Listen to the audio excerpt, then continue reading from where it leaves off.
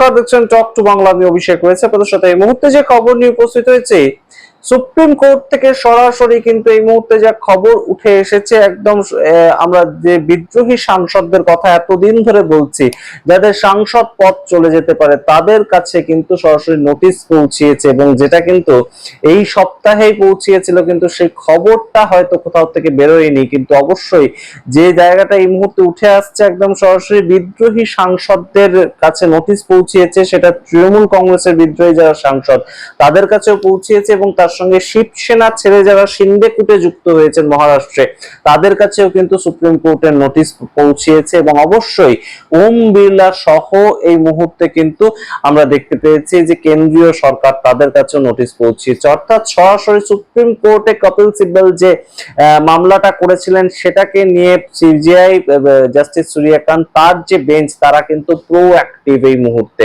তার কারণ দলত্যাগ বিরোধী আইন সেটা কোথাও গিয়ে এদের বিরুদ্ধে লাগু হবে কিনা, এইটাই কিন্তু এই মুহূর্তে সবচেয়ে বড় প্রশ্ন। এবং আপনারা জানেন যে অমিত শাহ তিনি যে প্ল্যানটা করেছিলেন যে 2/3 আমরা যদি একদম সরাসরি তৃণমূল কংগ্রেসের থেকে ভাঙিয়ে আনতে পারি কিংবা শিবসেনার থেকে ভাঙিয়ে আনতে পারি, একদম সংখ্যাটা আপনারা মিলিয়ে দেখুন, 29-এর মধ্যে 20 পশ্চিমবঙ্গের তৃণমূল কংগ্রেসের পক্ষ থেকে এবং তার পরবর্তীতে শিবসেনায় 9 জনের মধ্যে 6 জন, অর্থাৎ 2/3 করে ভাঙিয়ে নিয়ে এলাম এবং তার ভিত্তিতে এনডিএ সাংসদ সংখ্যা বৃদ্ধি করলাম। তো এই যে বিষয়টা, এটা কিন্তু একদম সরাসরি আমরা দেখতে পাচ্ছি এই মুহূর্তে ভুল প্রমাণিত হচ্ছে, কিংবা একদম যে ছকটা তিনি করেছিলেন সেই ছকটা ভেঙে যাচ্ছে।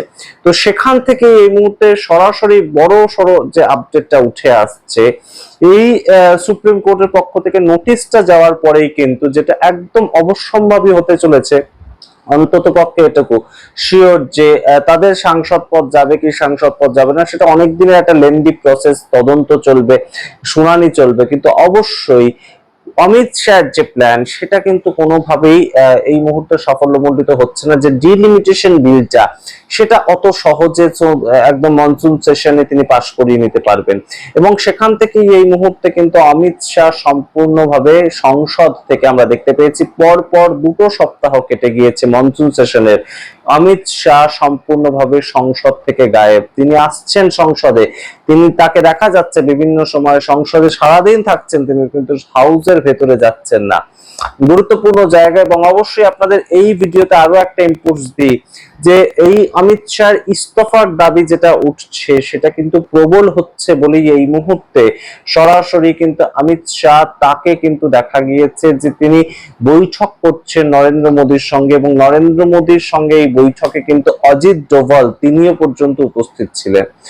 অমিত শাহ যে কথাটা বলেছেন খুব গুরুত্বপূর্ণ এবং অবশ্যই এই মুহূর্তে দাঁড়িয়ে আরো গুরুত্বপূর্ণ। তার কারণ অমিত শাহ বলছেন যে নরেন্দ্র মোদীর সমস্ত সিদ্ধান্ত এখন নেন অজিত ডোভালের কথা শুনে, অর্থাৎ কোথাও গিয়ে এই মুহূর্তে অমিত শাহ নিজের যে জায়গাটা লুজ করছেন সেটা বুঝতে পারছেন এবং সেটা একটা পাবলিক মিটিং এ তিনি বলেছেন, গুরুত্বপূর্ণ জায়গা অবশ্যই। এবং অজিত ডোভালকে আমরা ইতিমধ্যেই দেখতে পেয়েছি যে একদম ন্যাশনাল সিকিউরিটি নিয়ে তিনি সরাসরি চলে গিয়েছিলেন সংসদে এবং নরেন্দ্র মোদীর যে ঘর রয়েছে, সংসদের প্রধানমন্ত্রীর যে ঘর, সেখানে বসে বৈঠক হয়। সেখানে ছিলেন ভারতীয় জনতা পার্টির পক্ষ থেকে নীতিন নবীন এবং তিনি রাজ্যসভার সাংসদ বটে, তার সঙ্গে ছিলেন অমিত শাহ, জেপি নাড্ডা এবং অবশ্যই জিতেন্দ্র সিং। এই মুহূর্তে একদম তিনি কিন্তু সম্পূর্ণ কামান সামলানো যেটাকে বলে একদম সেটাই করছেন, ব্রিজের মতন কাজ করছেন যে কারুর ক্ষেত্রে।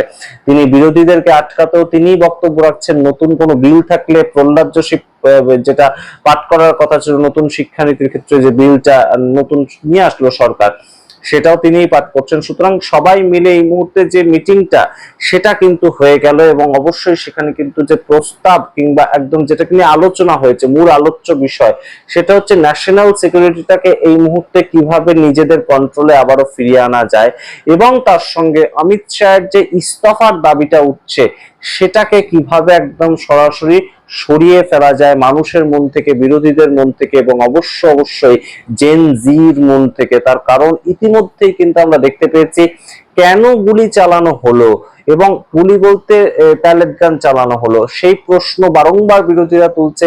যদি চালানো হয়ে থাকে এই অর্ডার কে দিয়েছেন? এবং রাহুল গান্ধী এবং অভিজিৎ দীপকে দুজনে একই প্রশ্ন করছেন, দুজনের প্রশ্নের পয়েন্টটা কিন্তু একই। সেটা কি?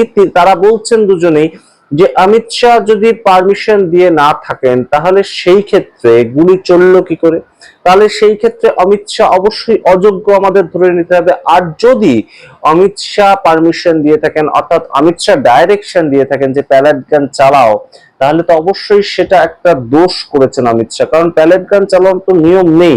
তাহলে সেই ক্ষেত্রে নিরস্ত্র ছাত্রছাত্রীদের উপর প্যালেট গান কিভাবে চালানো হলো, এই প্রশ্নে কিন্তু বারংবার আমরা দেখতে পাচ্ছি অমিত শাহকে বিদ্ধ হতে হচ্ছে। এবং সেখান থেকেই এই মুহূর্তে সবচেয়ে বড় যেটা গুরুত্বপূর্ণ আপডেট, যে তার মধ্যেই যখন সংসদে এই ধরনের মিটিং চলছে, একদম হাই ভোল্টেজ মিটিং, যে অমিত শাহ যিনি একদম চাণক্য নীতি খাটিয়ে এনডিএ এর একদম বহু একদম সমর্থন জোগাড় করে সম্পূর্ণ খেলাটাকেই ঘুরিয়ে দেবেন, যে কোনো বিল আনবেন এবং যে কোনো বিল তিনি একদম পাশ করিয়ে নেবেন। ডিলিমিটেশন হতে পারে, one nation one election bill হতে পারে, তার সেই ক্ষেত্রে তার যে খেলাটা সেটা সম্পূর্ণ ভেস্তে যাচ্ছে। অন্যদিকে একদম সুপ্রিম কোর্টের পক্ষ থেকে, প্রধান বিচারপতির পক্ষ থেকে নোটিশ পাঠানো হয়েছে। আপনারা বোঝার চেষ্টা করুন যে প্রধান বিচারপতি একদম সরাসরি বারংবার আমরা দেখতে পেয়েছি যে এই ককরোচ জনতা পার্টির আন্দোলনটা নিয়ে খুব একটা কিন্তু তিনি মাথা ঘামানোর মতন যে বিষয়টা, 22শে জুলাই একজন গিয়েছিলেন ককরোচ জনতা পার্টির যে আন্দোলনের উপর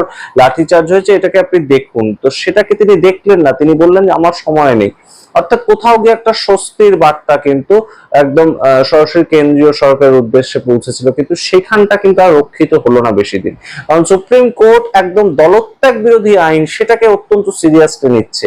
তার কারণ এর আগেও কিন্তু সুপ্রিম কোর্ট এরকম মন্তব্য করেছিল 2022 সালে, যখন একদম শিবসেনার পক্ষ থেকে আমরা দেখতে পেয়েছিলাম, শিবসেনার পক্ষ থেকে ম্যাক্সিমাম মানুষজন চলে গিয়েছিলেন একনাথ শিন্ডের সঙ্গে, এবং তারা গিয়ে একটা আলাদা দল তৈরি করে সরকার ভেঙে দিয়ে তিনি মুখ্যমন্ত্রী হয়ে গেছেন। তখনও কেসটা সুপ্রিম কোর্টে গিয়েছিল, তখন এই জাস্টিস সূর্যকান্ত প্রধান বিচারপতি ছিলেন না, কিন্তু তখন সুপ্রিম কোর্ট যে মন্তব্যটা করেছিল যে এই সামগ্রিক বিষয়টাতে এইভাবে চলতে পারে না, লোকতন্ত্রের এটা একটা অপমান, এই ধরনের একটা বক্তব্য ব্যবহার করেছিল সুপ্রিম কোর্ট।